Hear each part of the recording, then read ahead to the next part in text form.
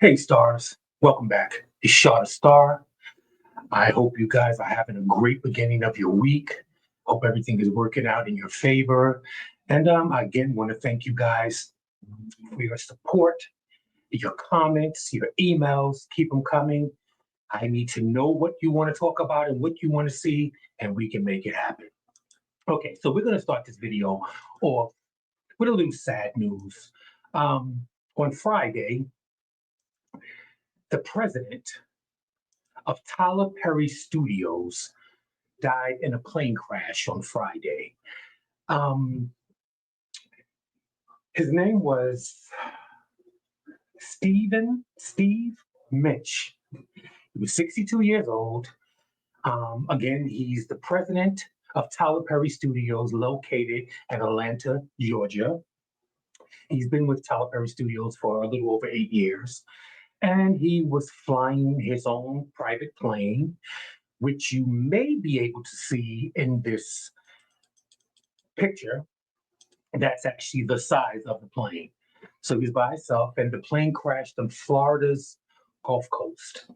So again, I would like to send condolences to his family, and also send condolences to the Tyler Perry movie studios, because as you know, as most of us know, we spend more time with our coworkers than we spend with our own family most of the time. So I'm sure it's a great loss for them. And again, we'll pray for his family, and we're going to move on. So now we're going to move on to surprise, surprise. I went there. The civil lawsuit filed against Jay-Z and Sean Puffy Combs. Let me show this one first. Okay, let me get to this one. Okay. All right. So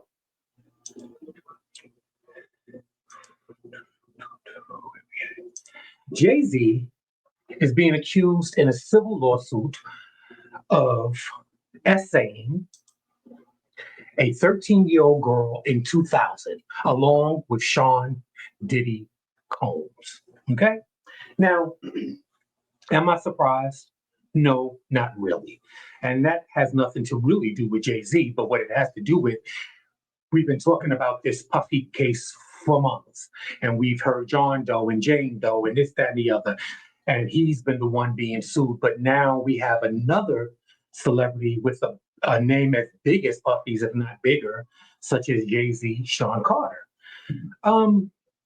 Okay, so what I'm going to do is I'm going to tell you what they wrote, and then I'm going to fill it in as I go. Okay? Okay, so Sean Diddy Combs and Jay-Z, also known as Sean Carter, has been accused of essaying a 13-year-old girl 24 years ago alongside Sean Diddy Combs in a civil lawsuit. Okay? So the paperwork states, well, of course, we don't have a name, and we can, if she was 13 years old 20 years ago, 24 years ago, I'm sorry, that would make her 37. So she claims, and I don't know who was with her, where her parents were. I'm just telling you what I read. The young lady apparently arrived in New York to try to attend the MTV Video Music Awards. But of course, well, being 13, you probably think you could just walk up to the Video Music Awards and walk in. But that's not quite how it works, young lady. So apparently she was there with thousands of other fans, I'm assuming. And somehow she started speaking to who she found out to be Puffy's chauffeur.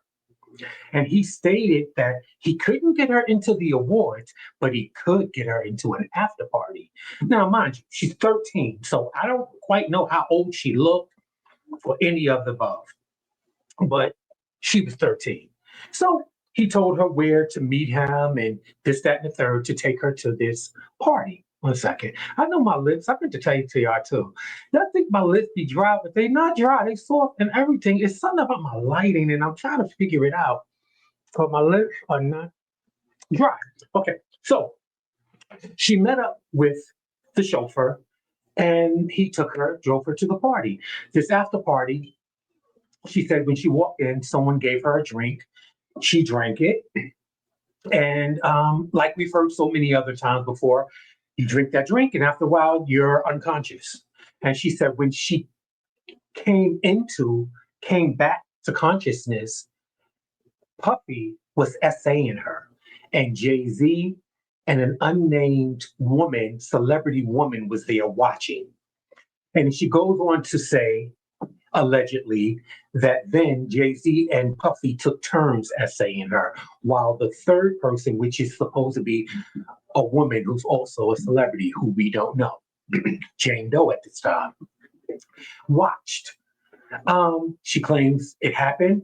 Afterwards, she called her dad to come get her, and that's pretty much what it's going out to be. Um, I don't know what to say about that because, again, where was her parents? But okay, even though, how old does she look? Because it's well, not nowadays, but still, a 13-year-old can look 18, but once you speak to them, 8 times out of 10, the mentality isn't there. So you know that they're, I don't know. Listen, I don't know. I'm not even, listen, I don't even know. But what I will say is, there's now a civil lawsuit going on with Puffy and Jay-Z, and we'll see how this turns out.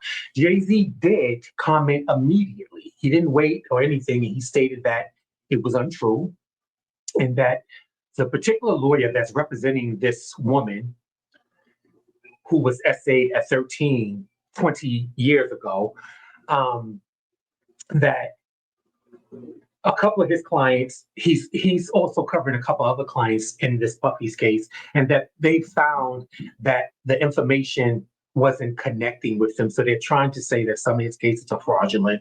I don't know, but apparently this attorney is representing this woman who claimed she was essayed at age 13 at year 2000. So I don't know, guys. I don't know. I don't know. We'll see. It's going to be a lot. And guess what? The main thing is the case hasn't even started yet. Okay? The case has not even started yet. So we have to hold on and wait and see. So now we're going to go to Elon Musk. Okay? Now, of course, I kind of see him as he loves attention. He loves to be seen. And that, oh, that happened to you? Oh, it happened to me too. Because now Elon Musk is reporting that he's getting more assassination threats and death threats after the Unitedhealthcare CEO was assassinated last week. And I don't know what to think about it. I kind of thought that was something that went with the job. I work for big corporations, and even if you saw the CEO or the CFO or the president in the office, they may look like they're just roaming, but when it was time for them to leave, they mostly have a security detail. They have some type of security with them because, of course, human nature. If you're the head of a company, such a corporation such as United Healthcare or Tesla, when you have a problem with products in either place, sure, you're going to say the problem with Tesla, but then you're going to actually blame the president or the CEO or the CFO, whoever you believe heads the company. So therefore, that's where the security detail usually comes in, especially with healthcare and things of the sort. People find the stupidest reasons to get at you or to blame you for something for a company that you work for. So I don't know. What I will say is, relax, Elon. You got more money than the law should allow. It shouldn't be a problem. And I'm sure these ain't the first death threats that you've been getting or received ever. That's just my opinion, allegedly. Okay? So we're going to go on to Amazon. Now, Amazon, this is in Washington, D.C., is now being sued. Let me show you the headline first. Amazon sued by DC Attorney General for allegedly excluding neighborhoods from Prime delivery. Okay? Now, Washington, D.C. Attorney General sues Amazon, accusing the company of covertly depriving residents in certain zip code in the nation's capital from access to Prime's high-speed delivery. The lawsuit says that Amazon has secretly excluded 2 historically underserved DC zip codes from its expedited delivery services, while charging Prime members living in those areas full subscription prices. Amazon Prime membership opens you up to, sometimes streaming networks, also music, streaming of movies, music, um, 1 day, 2 day delivery. Usually you're supposed to get a better treatment, a faster service. And I personally found that some things come the next day, and then some things it's all about availability. If the product is available to be sent to you overnight, then it will. It's happened to me, and things are supposed to have been here the next day, come 2 or 3 days later, and they excuse it, and whatever. So what they're doing, what the DC Attorney General is suing Amazon is stating that they're charging these people in these particular areas Prime subscription prices and not giving them Prime service. They're not getting Prime deliveries. Now, I did hear a story a few years ago with Amazon, and they had decided not to deliver. I forgot the city, but in the particular specific area in the city, because the drivers have been accosted and robbed and threatened with weapons and things of the sort. So they decided, I don't know how they worked that out, but here it's happening. And like I said in my last video, DEI, without that, these companies and corporations are going to do this because they can get away with it. If they feel threatened, or they can say they're threatened in any way or any manner, they're going to do it. So I don't know, guys. I think that they need to sue like they're doing, and they need to give us a good excuse of why. So we'll see. It's always Amazon or Walmart, but you're not going to say that yet. Amazon. But now we're going to go to Louisiana, okay, where 2 correction officers arrested for stealing over $90,000 from inmate commissary funds. Now, these are the 2 officers or ex-officers that was arrested. And we're going to do it like this. Let me get rid of this so I can tell you what was said, and we can get a complete understanding. Okay. So 2 employees from the Orleans Parish Sheriff's Office in New Orleans have been arrested for allegedly embezzling over $90,000 from inmate commissary funds over a period of nearly 2 years. Toya Robertson, 51, and Labrina Lackey, 57, was arrested for their alleged involvement in the scheme to embezzle cash deposits meant for the inmates' trust fund. The pair is accused of pocketing approximately $4,000 a month between January 2023 and November 2024. Last month. Wow. They allegedly skimmed cash deposits made at the jail's bond office window and concealed the thefts by adjusting journal entries to cover the missing funds. They reportedly issued fraudulent checks, reimbursements from the inmates' trust fund bank accounts. So they were doing everything. So they was issuing fraudulent checks, reimbursements, just a mess.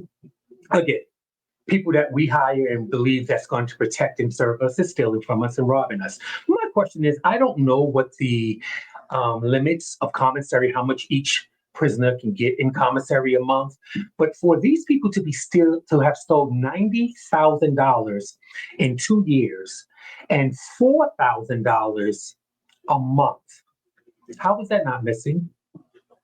Okay, the alleged scheme was uncovered after a forensic accountant initiated by Chief Financial Officer Bianca Brown. So she saw the issues and started to notice, and she hired a forensic accountant, which is going to go into all the books for every penny and dime and dollar. So that's how they found out. I don't know. It seems like somebody's out to get you around every corner. I mean, really, these are inmates in jail or prison. You're stealing from them too? Really? And how much money is in commissary that you don't miss $90,000 or $4,000 every month for 2 years? For 2 years, $4,000 is missing every month, and you didn't notice? Okay, so I don't know, people. I guess we'll see how that one turns out. We're gonna go to the family of the assassinated United Healthcare CEO. His family has been experiencing swatting pranks. Family of murdered U.S. United Healthcare CEO hit with another hoax. This one was a bomb threat and swatting prank. Well, I did hear that the first day that he was assassinated at like 6:45 in the morning, and that evening someone swatted their house with a bomb threat or something like that. Or this has happened a lot in California, like celebrities like Chris Brown and certain celebrities. That what I think, allegedly, personally, the fans get so excited, and when they find out where a celebrity lives, the actual address, they can't just most of the time come walk up to the door and ring your doorbell. So they want to get you out the house. So they call a bomb threat, or they say that someone's being been kidnapped or being held hostage, and then they send a SWAT team and they surround the house and the building and all of this and that, and then everyone has to come out. So that's what they do. I don't understand the mentality of the people that are doing this. I remember when I was younger, and I'm just assuming these are younger people. I would hate to think that older people, but people become very fanatic when it comes to celebrities. They don't know how to act. They just bust out crying. Okay. I remember when being kids, we would ring somebody's doorbell and run away, or stuff, knock on your door, kick your door, do something. So now they're doing this. It's a very dangerous thing to do, because at the time you're pulling the fire department, the police department, the SWAT team over to something that's a prank, there's someone else that really needs these services, and it's not a hoax. So I continue to pray for that family, and please, guys, have a heart. Whatever the situation is, there's more and more and more coming up with this story of the assassination of the United Healthcare CEO, and I'm sure his family is going through it. I believe he has 2 children. Whatever the situation is, let these people grieve. Come on. You guys are just being pretty ridiculous, Okay, well, let's go to Aunt Your Mama. Oh, yeah, not seriously. But actually, surprise, surprise, this is a Walmart. Walmart story. Now, we constantly talk about Walmart, and like I've said to you guys over and over and over again, that it's a very large corporation. They are one of the biggest employers in the United States. So we're talking about Zena Gerton, 71-year-old Black Walmart worker. Remember, she's 71. She's been working for Walmart for 3 to 4 years. She's been accused of shoplifting when she's proven that she had purchased them. She's been looked over for promotions. I believe the lead of her group actually left. And normally when a company, I've seen this actually happen, when a manager or a supervisor leave, they usually, if they can't fill that space immediately, they usually pull the best employee that they have and put them into that title. You'd be serving as a supervisor or a manager. You're not really them, but you're serving as them. You're doing all the work, but you're not getting the money. And they moved her to the lead of her group. I believe that she's a cashier. So for them to move her to be the lead of her group, she had to be pretty good at what they did, or they would have done something else. But anyway, she did it for the amount of months. Usually they say 60, 90 days. We'll see how you adjust to the situation, or it gives them time to go out and find someone to bring in for the position. And when it came time her time was up, they gave the position to someone else in the Walmart. They didn't even hire outside. So I'm going to have to give credit to Dr. Rashid Ritchie from Indisputable on YouTube, which I love. Um, and let's see what Dr. Ritchie says about this. Black ex-Walmart employee was called Aunt Jemima by a manager. Put up the picture full mask. The hell? Here we go. In Washington. I'm sorry, guys. There's a lot going on, but the manager called her a 71-year-old woman named Zena Girton. Ms. Girton is suing Walmart for wrongful termination after the store where she formerly worked summarily fired her for shoplifting items that she had purchased. Her federal lawsuit also claims racial and gender discrimination in its employment practices. Ms. Girton worked at the Oak Harbor, Washington Walmart, October 2020, to January 2023, starting as a full-time customer service employee, earning $15 an hour. Okay, so in so many words, thank you, Dr. Rashid. Yeah, so they discriminating against her. I don't know if it's the age and what, but again, she's been overlooked for numerous promotions and even given the acting front lead of cashiers and then dismissed because of that. And the manager called her to her face in front of the store, called her Aunt Jemima. Aunt Jemima. Aunt Jemima don't even want to be called Aunt Jemima anymore. You go to the supermarket, it's what, something Mills. They took Aunt Jemima's face off it and everything. It's derogatory. So for someone to call her Aunt Jemima, I don't know, guys. DEI, remember that? That's part of what will give you some coverage, will help support you, would help protect you, which these corporations are trying to take away. And as you see, as they're announcing that they're taking them away, you're hearing these stories and things are coming up. Listen, I love you guys. I just want you guys to be informed. The more you know, the further you can go. Each one, teach one. And a lot of my stories, I don't even think that most of you guys may have heard of because everyone's saying and talking about the same thing. Now that this Jay-Z and Puffy thing came out this morning, everyone's great. But moving along, thank you guys for your support. Thank you guys for watching my video. Thank you for sharing my video and liking my video. I'm working on something. I'm working with some other influencers on YouTube. I'm going to tell you this. I'm working on a roundtable, and this is not just gay. This will be straight also. Gay couples, straight couples. Maybe we can learn something from one another. I want to do a roundtable to speak about relationships and life. You know, you get to actually visualize something through someone else's eyes and their lifestyle. So I'm working on that. I love you guys. Be intentional, and I'll see you soon.